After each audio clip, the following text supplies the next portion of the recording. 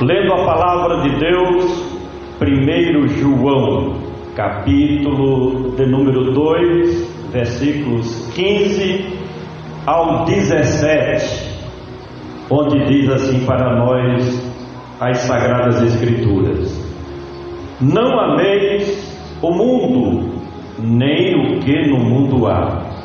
Se alguém ama o mundo, o amor do Pai não está nele. Porque tudo o que há no mundo, a concupiscência da carne, a concupiscência dos olhos e a soberba da vida, não é do Pai, mas do mundo. E o mundo passa, e a sua concupiscência, mas aquele que faz a vontade de Deus permanece para sempre. Que promessa maravilhosa nós temos da parte do nosso Deus. O que nós podemos tirar de proveito dessa passagem bíblica? Eu diria que João, ele tinha uma visão muito aguçada das coisas de Deus e do que estava acontecendo naquela época. Não é diferente na atualidade. Se ele vivesse nos nossos dias, certamente ou pregaria ou escreveria com mais ênfase ainda esse texto bíblico. A preocupação dos apóstolos do primeiro século de nossa era cristã era com o bem-estar da Igreja de Cristo. Eles tinham uma preocupação muito grande com o ensino bíblico para fortalecer o povo de Deus. Eu dizia um outro dia aqui que daqui para frente os dias serão difíceis para quem deseja estar no centro da vontade de Deus.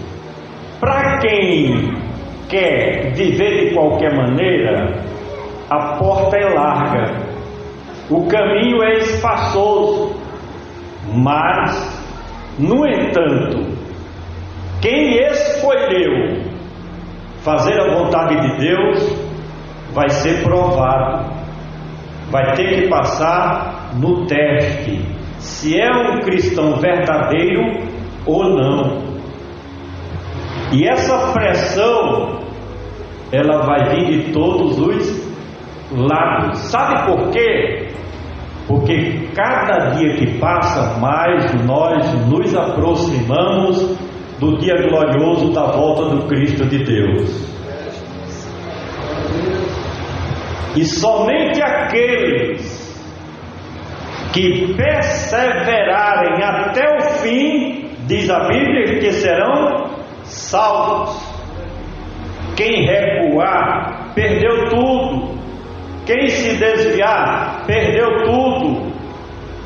Quem negar a sua fé, não adiantou, passa anos esquentando bancos de igreja, não adianta nada. Na hora da aprovação do teste, negar o nome de Cristo Jesus, negar a sua fé. E hoje as provações, as tentações não é igual ao primeiro século da igreja. Naquela época, as autoridades prendiam, colocavam você diante de uma fogueira e perguntavam: você vai negar o nome de Jesus ou quer ser jogado dentro da fogueira? Quem era fiel, mesmo sendo queimado, não negava o nome de Jesus.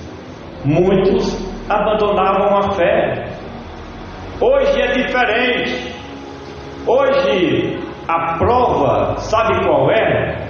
É esfriar o seu amor para com Deus, é esfriar o seu amor na obra de Deus.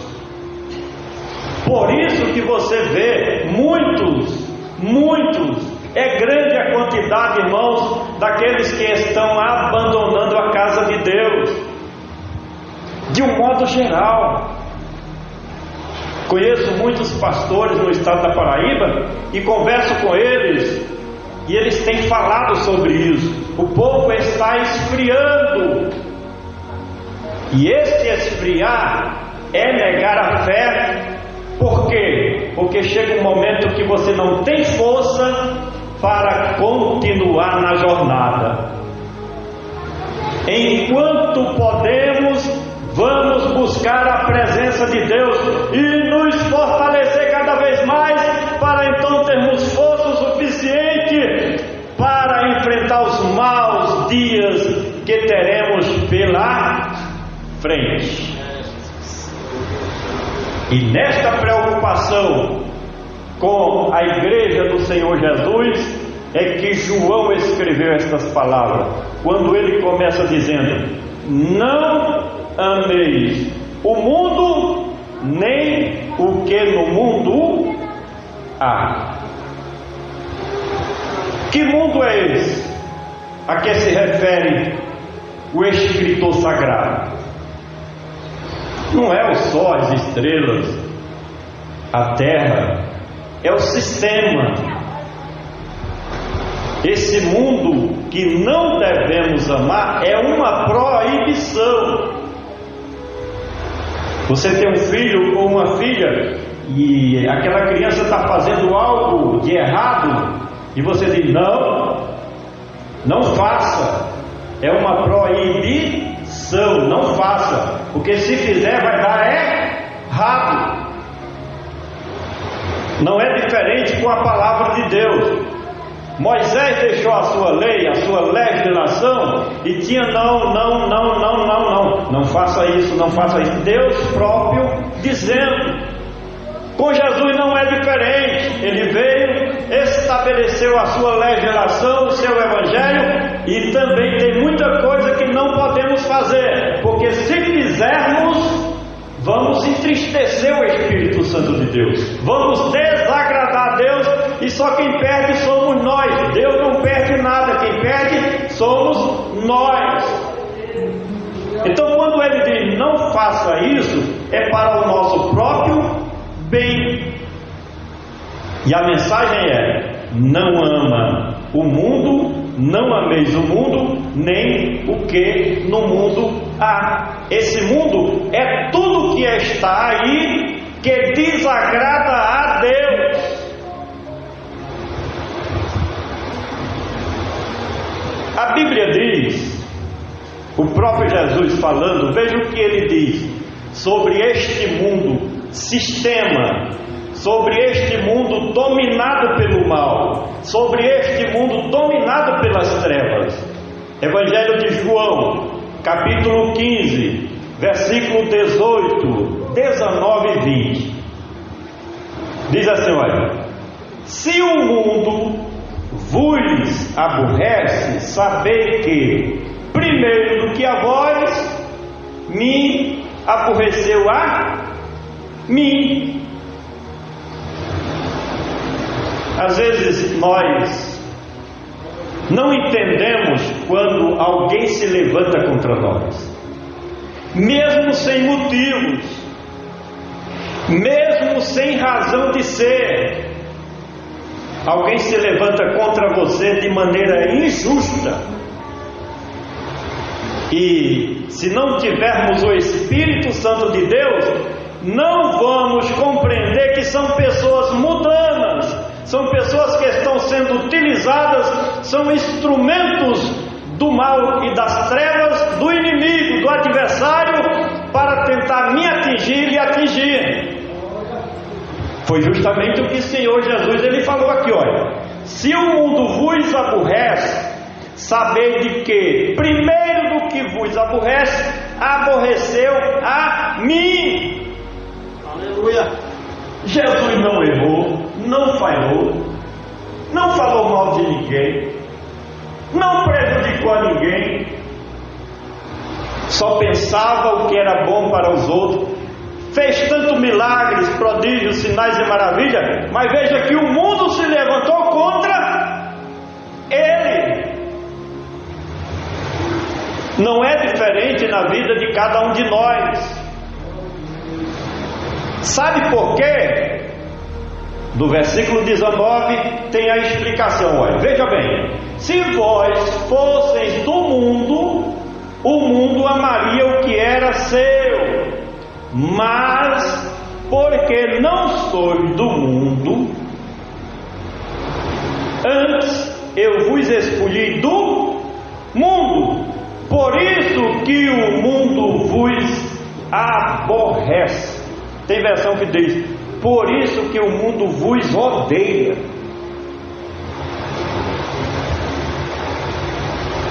Não há como aqueles que vivem para o mundo, aqueles que são profanos, aqueles que são incrédulos, aqueles que são terrenos, aqueles que são ateus, aqueles que são materialistas, simplesmente terrenos, gostar de você, porque a Bíblia diz que não há comunhão entre a luz e as trevas. Quem não vive com Deus e para Cristo não está na luz, está nas trevas. E a Bíblia diz que eu e você somos luz do mundo. Então nos vê como estrangeiros. E a Bíblia diz que realmente nós estamos de passagem pelo planeta Terra. Não pertencemos a este mundo. Está aqui na palavra: se vós fosseis do mundo, o mundo vos amaria, mas porque não sois do mundo, antes eu vos escolhi do mundo, eu vos tirei do mundo, eu vos separei do mundo. É a própria palavra de Cristo neste texto sagrado.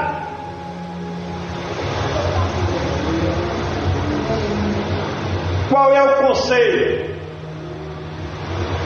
do nosso relacionamento com o mundo?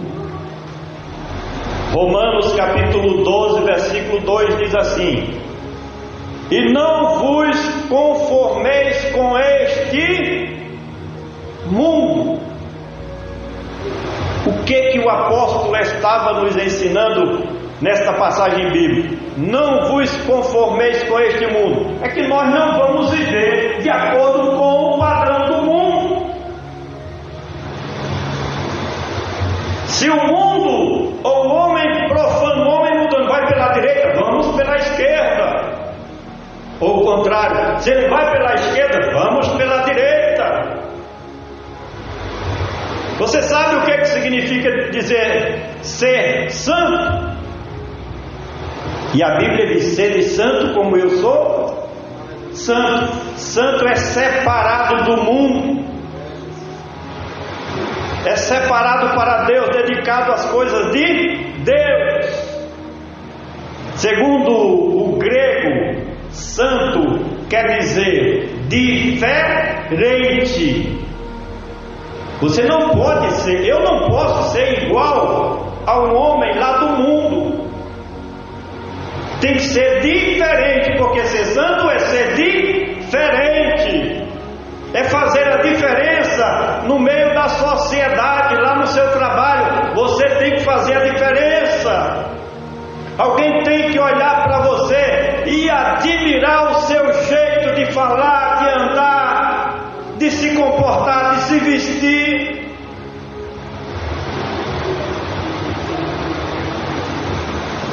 Atos, atitudes, intenções tem que ser diferente. A Bíblia diz: e outra vez vereis a diferença entre o que serve a Deus e o que não serve, entre o injusto e o justo.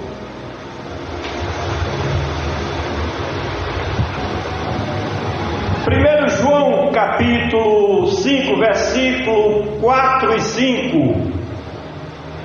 O conselho do Espírito Santo, sabe qual é? É que em vez de nos conformar com esse mundo, se conformar, irmão, é se adaptar ao sistema, é se conformar. Não tem que ser assim mesmo. Não, isso pode. Você é crente, mas não tem nada a ver que for uma festa na praça pública. Vai vir aí cantores do Rio de Janeiro, de São Paulo. Não estou falando de festa gospel não, festa evangélica não, é festa profana. Não tem nada não que você vá não. Eu tenho um primo aqui que quando eu cheguei, ele me chamou para ir para a festa que tinha aí na praça umas 10 vezes. Quando foi repetindo, aí a última vez que ele me convidou, disse: rapaz, vamos para a festa, rapaz. Teu irmão está aqui, João Pessoa, a gente vai.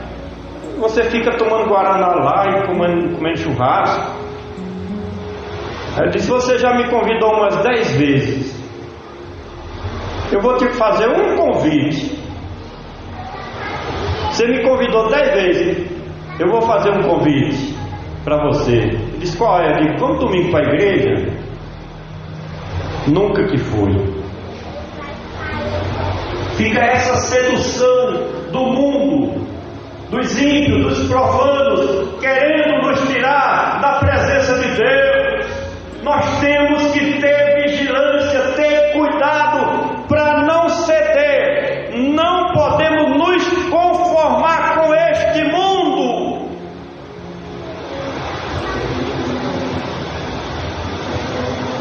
Repetindo aqui, Romanos 12, 2: e não vos conformeis com este mundo, mas transformai-vos pela renovação do vosso entendimento, para que experimenteis qual seja a boa, agradável e perfeita vontade de Deus.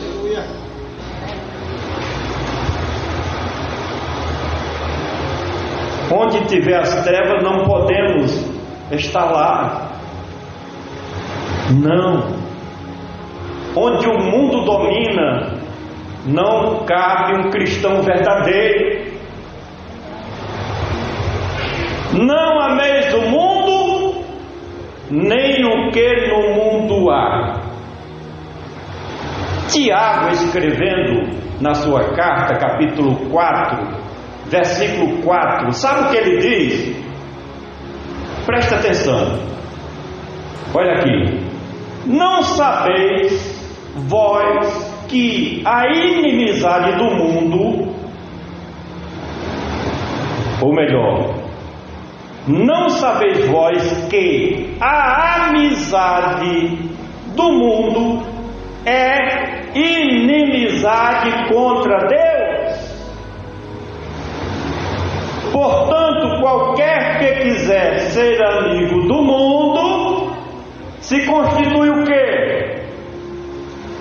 Inimigo de Deus. Ou uma coisa ou outra. Nós temos livre arbítrio para escolher. Agora tem que escolher. Não pode ficar em cima do muro. Não, hoje eu vou, essa semana eu vou servir o mundo, fazer as coisas que o mundo oferece. Aí a semana que vem eu volto para a igreja e me quadro nos mandamentos do Evangelho. Não é assim. Ou uma coisa ou outra. O Senhor Jesus disse o quê? Que não podemos servir a dois senhores. Porque você vai agradar um e desagradar o outro. Não ameis o mundo nem o que no mundo há. Presta atenção. Se alguém ama o mundo, o que é que acontece? O amor do Pai não está nele.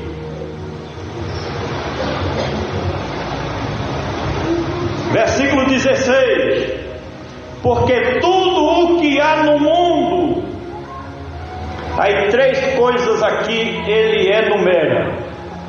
Primeiro, as concupiscências da carne. Segundo, as concupiscências dos olhos. Terceiro, a soberba da vida. Não é do Pai, mas do mundo. O que é as concupiscências da carne? Concupiscência é a mesma coisa que cobiça. É aquilo que a carne deseja. Desde que houve o pecado de Adão e Eva lá no Jardim do Éden, que o homem, natureza humana, ficou manchada e passa a desejar, a cobiçar tudo aquilo que é contra a vontade de Deus.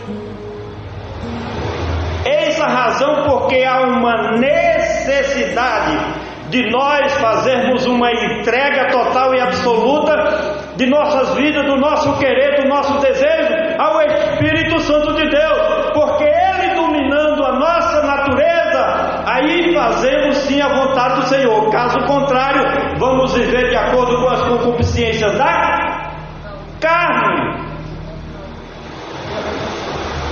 A Bíblia diz em Gálatas, capítulo 5, versículo 17, o seguinte, preste atenção: porque a carne cobiça contra o Espírito, e o Espírito contra a carne. Estes opõem-se um ao outro, para que não façais o que quereis. É uma batalha, irmãos.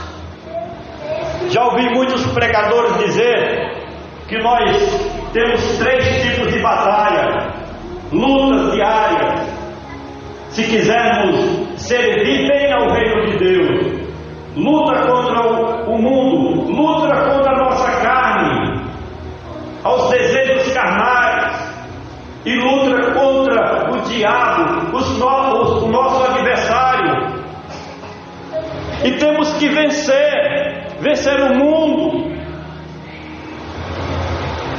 vencer a nós mesmos, os desejos carnais, as coisas que o mundo oferece. A carne gosta. Se você não for forte, se não viver pela fé, porque nós vivemos pela fé, nós vamos ser vencidos pelo mundo, pela nossa carne e pelo diabo. Concupiscência dos olhos. Lá no primeiro pecado, no pecado original, lá no Jardim do Éden, o inimigo fez a proposta diante da mulher. E sabe o que a Bíblia diz? Que Eva viu com os olhos que a árvore era boa para dar entendimento. O que é que prevaleceu? Concupiscência dos olhos. E pela concupiscência dos olhos, ela pecou e fez com que o seu marido também pecasse. Nós temos o exemplo de Davi. Davi estava no palácio, reinando, governando, e saiu para a área palaciana. E da área palaciana, que ficava um pouco mais alto, ele viu uma mulher tomando banho, a mulher de Urias. Os irmãos conhecem essa história. Aí veio a concupiscência dos olhos, desejou uma mulher que não era sua. Através da concupiscência dos olhos, ele mandou que colocasse Urias na frente da batalha para morrer. E foi o que aconteceu. E aí adulterou com a mulher, pela concupiscência dos olhos. É um perigo. Hoje a televisão está uma profanação só com coisas que não podemos ver. Eu confesso para os irmãos, eu não vejo senão apenas o jornal. jornais. Não é possível. É notícias que está acontecendo no Brasil e no mundo. É um perigo a concupiscência dos olhos. Quando o inimigo tentou a Jesus, a Bíblia diz em Mateus capítulo 4, versículo 8, 9 e 10, que ele transportou Jesus para um alto monte e mostrou os reinos do mundo e a glória deles. Jesus viu os reinos do mundo e a glória deles, toda a riqueza, todo o poderio. O inimigo fez com que Jesus visse isso. Aí ele disse para Jesus: olha, tudo isso eu te darei se prostrado em mim adorares. Se Jesus fosse pela concupiscência dos olhos, por aquilo que ele viu, tinha fracassado, e juntamente com ele todos nós teríamos fracassado também, porque a nossa vitória dependeu da vitória de Cristo Jesus. Louvado seja o nome poderoso do amado Jesus de Nazaré. Então, irmãos, a soberba da vida é terrível. Quando se fala sobre a soberba da vida, fala sobre o orgulho humano, fala sobre a prepotência humana, o egoísmo. E não podemos dar lugar às concupiscências da carne, a concupiscência dos olhos, nem a soberba da vida. Muitas pessoas, milhares delas, não aceitam a Jesus, sabe por quê? Pela sua prepotência, pelo seu orgulho, porque tem as coisas, porque ama as coisas materiais. Por isso que Jesus falou que é muito difícil um rico entrar no reino dos céus, porque é um soberbo. Não sabe ele que a Bíblia diz que pela soberba, a soberba precede a queda. Eu conheci, irmãos, nessa minha trajetória, pessoas que começaram na igreja bem, mas foram crescendo, acharam que estavam grandes, e a soberba subiu ao coração, à mente, ao pensamento, e diz a Bíblia que a soberba precede a queda, e muitos caíram,